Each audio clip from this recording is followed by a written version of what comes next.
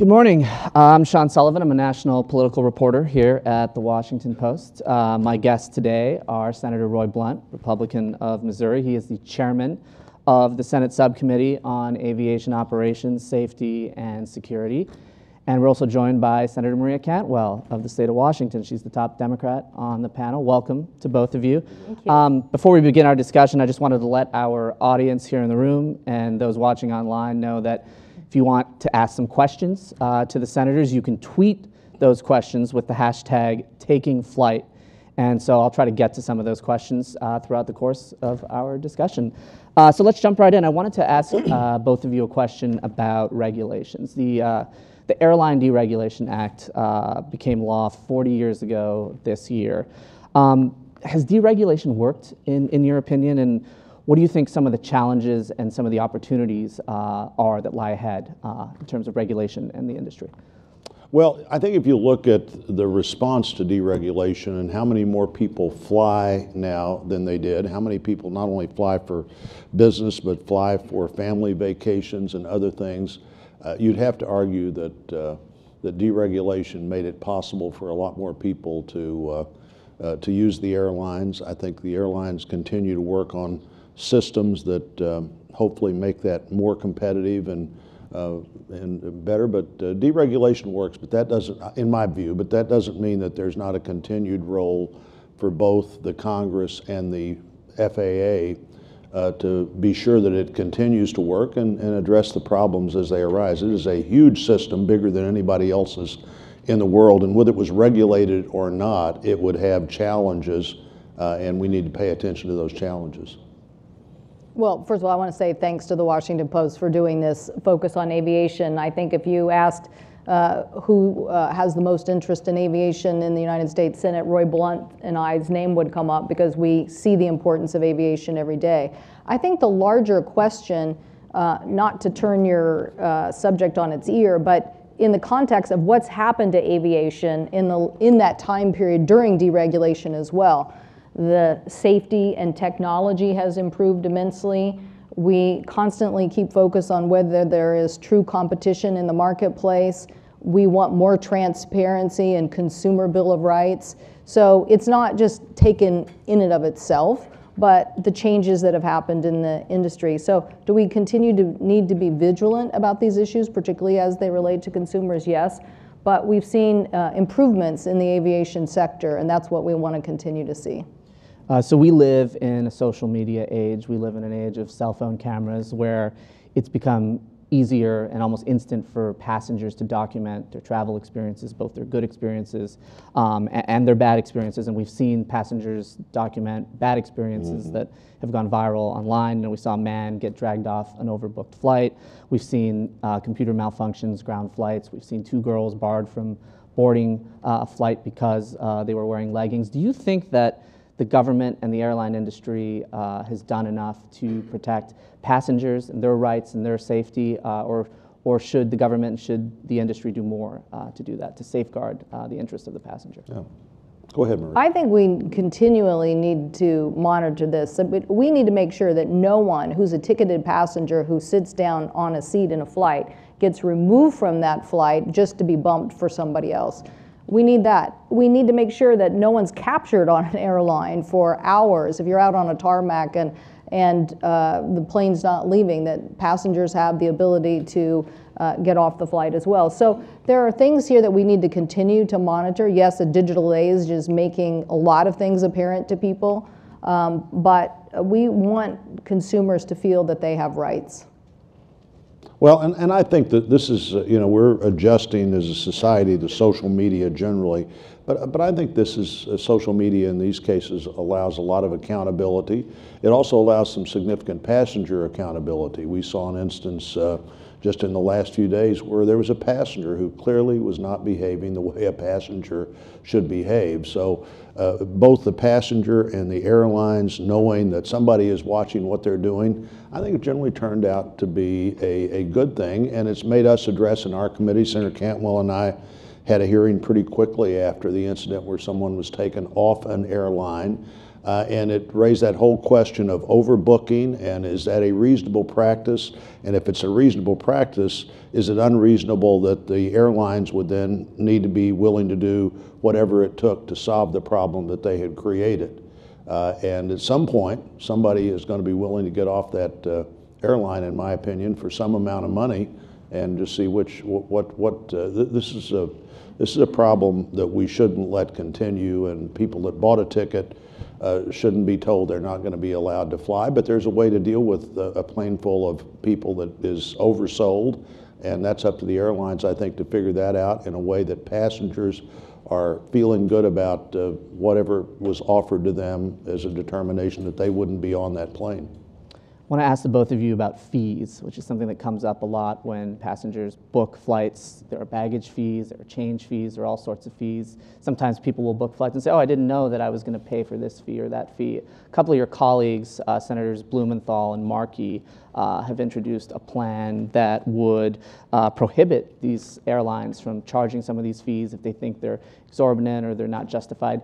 Is this a good idea, do you guys think? And is this something that Congress should explore? And is this a space that lawmakers should be wading into? I think transparency is essential. Everybody wants to know what price they're going to pay, and they don't want to see hidden fees here. So transparency is a good idea. If you look at the airlines that are receiving the highest rankings right now, they're the airlines that really focus on trying to drive down fees for their consumers. And what we want to see is competition that is going to allow that, to continue to see people who are going to offer discount fees, and that that level of competition gives consumers a choice. So transparency and choice.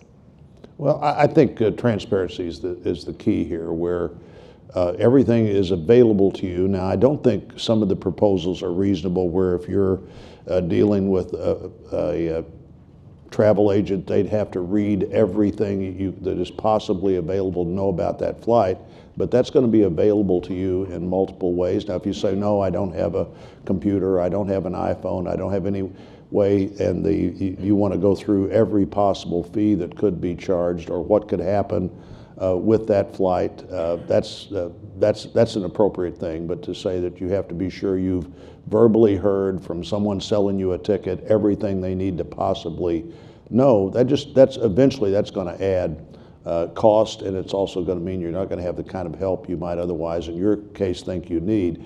But as long as that information is available, I think what Senator Cantwell said is the key to this.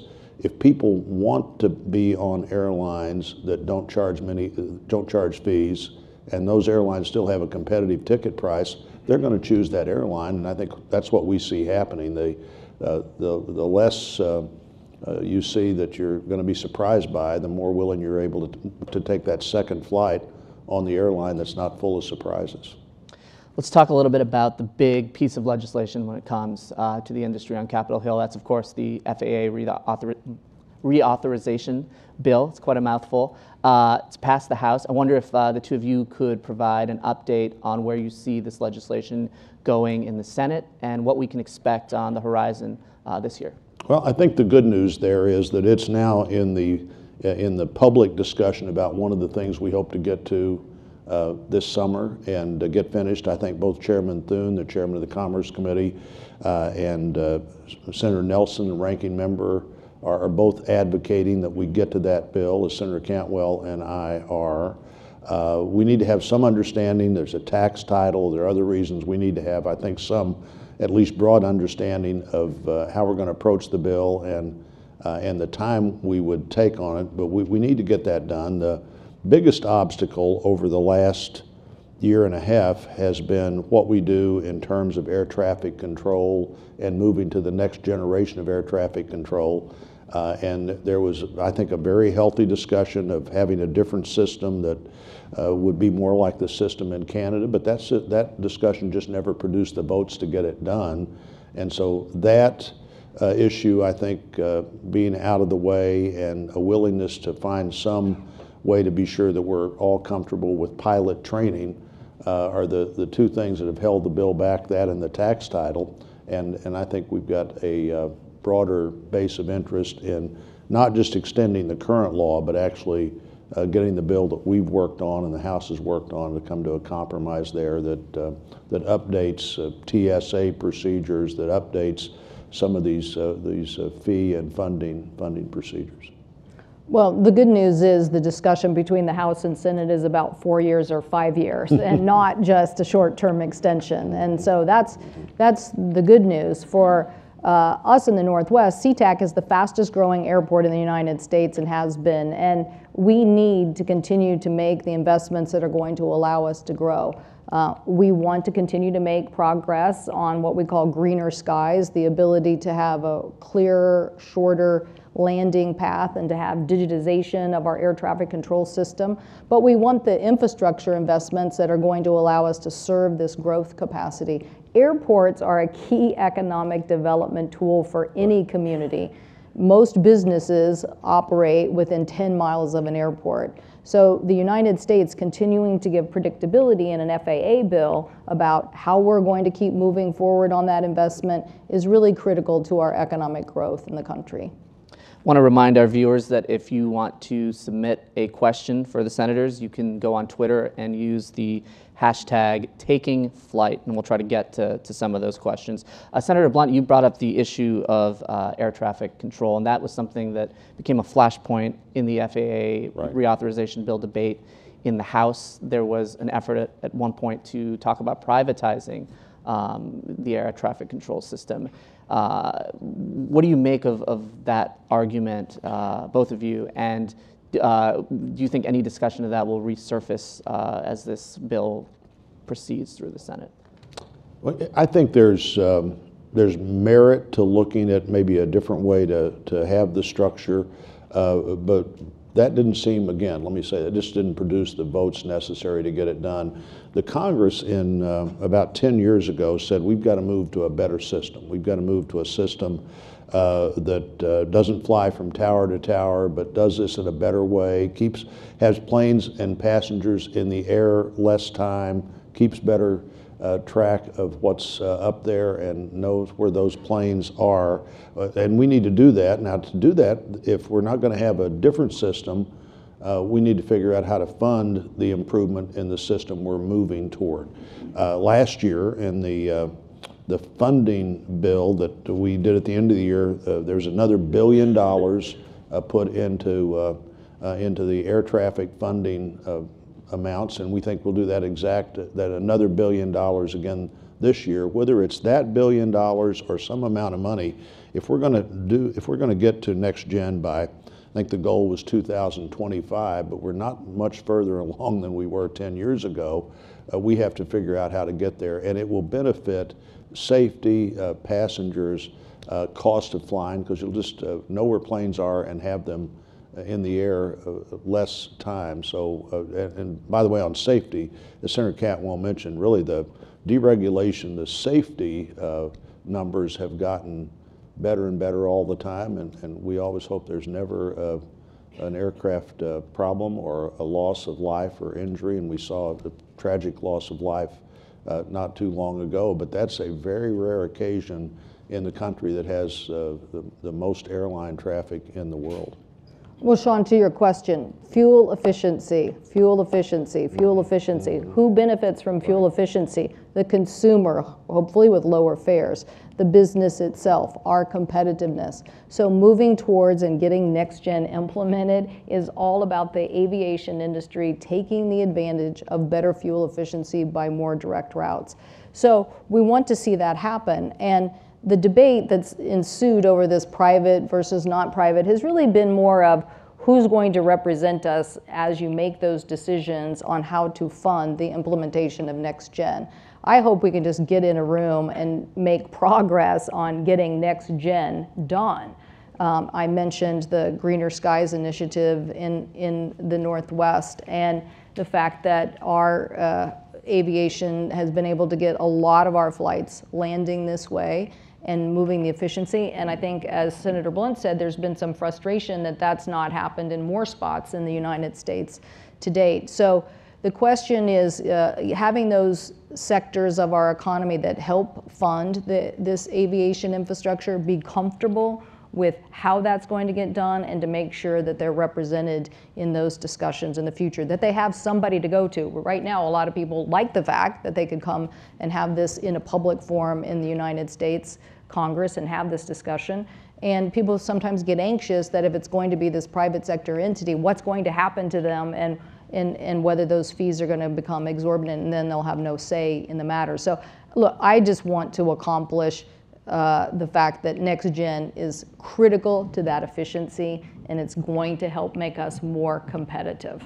And on that topic, Sean, probably fuel is the biggest unpredictable cost in airline travel, and we've just been reading this week that jet fuel's going up, and airlines are figuring out if they need to adjust their ticket prices to that. And of course, by the time they adjust the ticket prices, airline fuel may be back down. But it is a big unpredictable. So the more you can make this system work in an efficient way, the more you take that unpredictable cost that I'm sure ticket costs try to anticipate what might happen. And the less you're worried about what might happen, the more you can be competitive on that ticket price.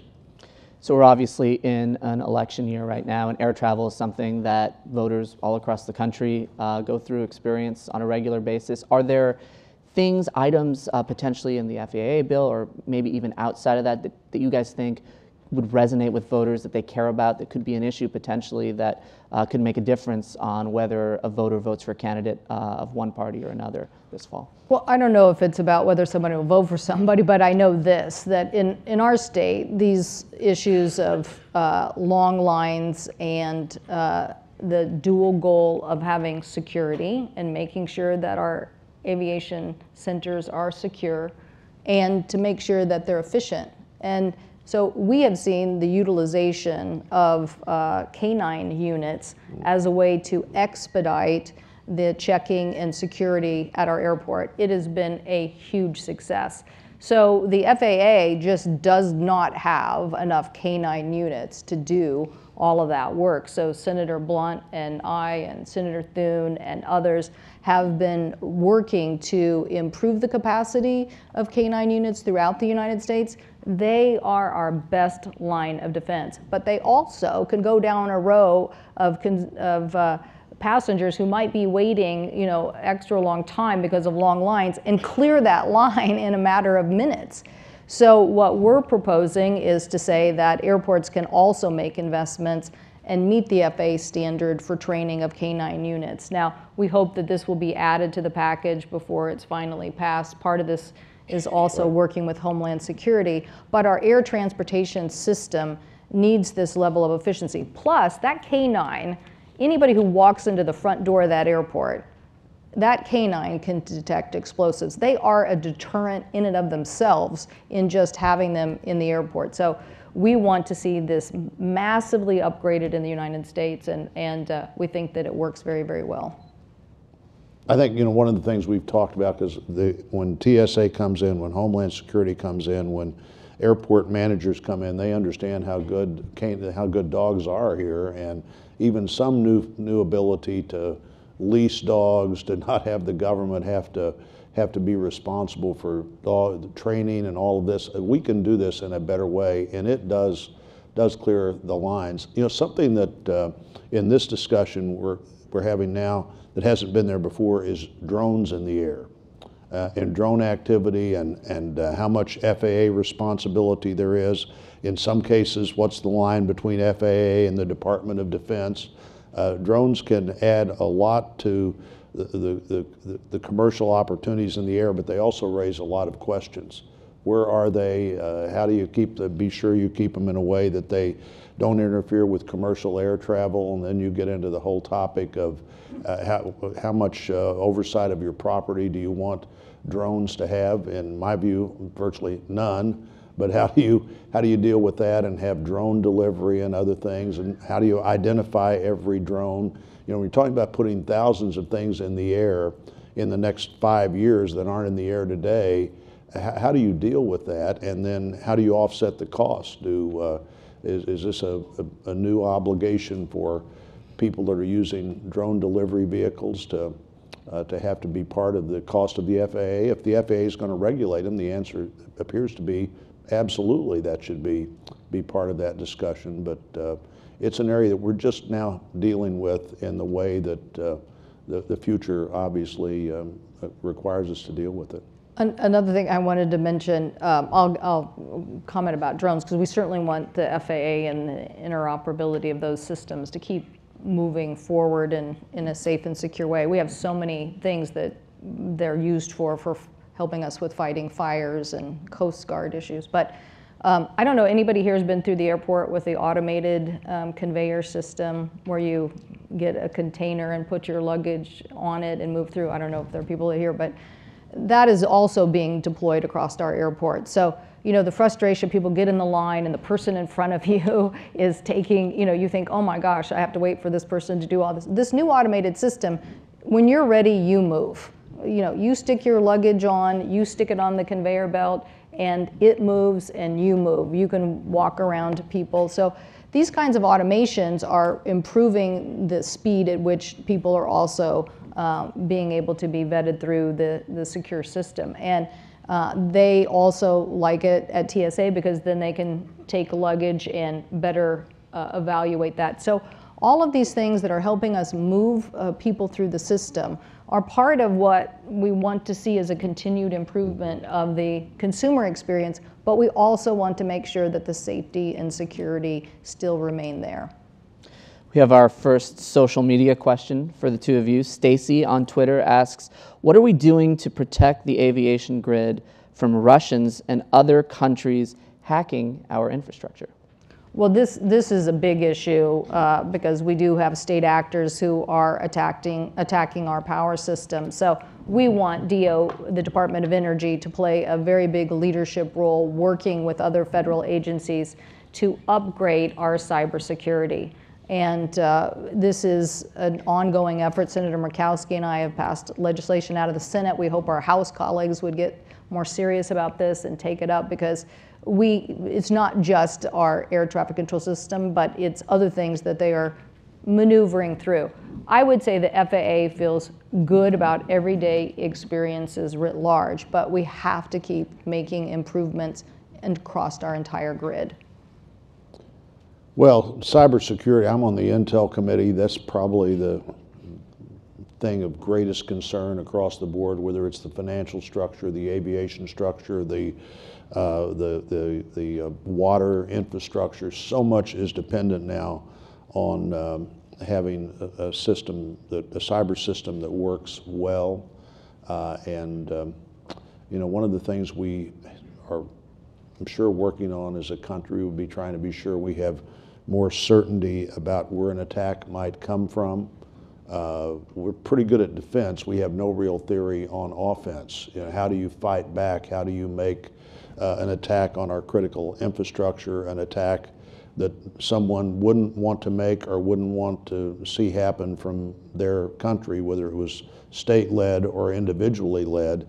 And this is a huge topic. If you want to really slow down America in a dramatic way and create health and safety issues, not just the airlines and the airspace, but cybersecurity is something that we have to be very focused on, because it's the quickest way to bring our country to a standstill.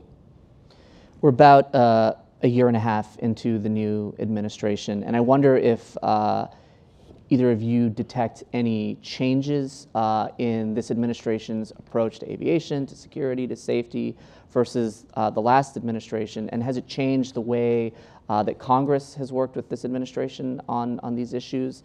What are the big differences that we see? Well, I am concerned about the president's trade policies. When we talk about aviation, Roy and I are sitting here talking about aviation, and we're today discussing a lot of the consumer issues. But aviation is a major employer in the United States of America. It employs over 100,000 people in the Northwest in what are manufacturing jobs of good middle-class wages. We don't want to lose that competition. So when we get into these, 50% of our planes are sold overseas into overseas markets, and you start putting tariffs on steel and aluminum, you start to have an impact. We don't want to see a trade war erupt and make the United States less competitive in that important aviation market? I would think from the specific FAA point of view, Secretary Chow is going to be here later. She brings great skills to the Department of Transportation. We do need to do a better job filling the jobs that need to be filled by the President. But I detect a continued increase in engagement on security issues, on the issues that make people feel as safe as they can possibly feel about flying. I just think the more we get in the post 9/11 world, the more we're all comfortable with the importance of that goal, and also asking the questions that need to be asked. And generally, I think the answers have been pretty good. There's always some hiring concerns. We're going to have a pilot concern in future years. The pilots that were trained by the government in World War II and Korea and Vietnam are retiring. I know one of the airlines recently put a pattern in place where they're going to be training more of their own training more pilots and encouraging pilots to be trained. That's one of the things we need to be thinking about.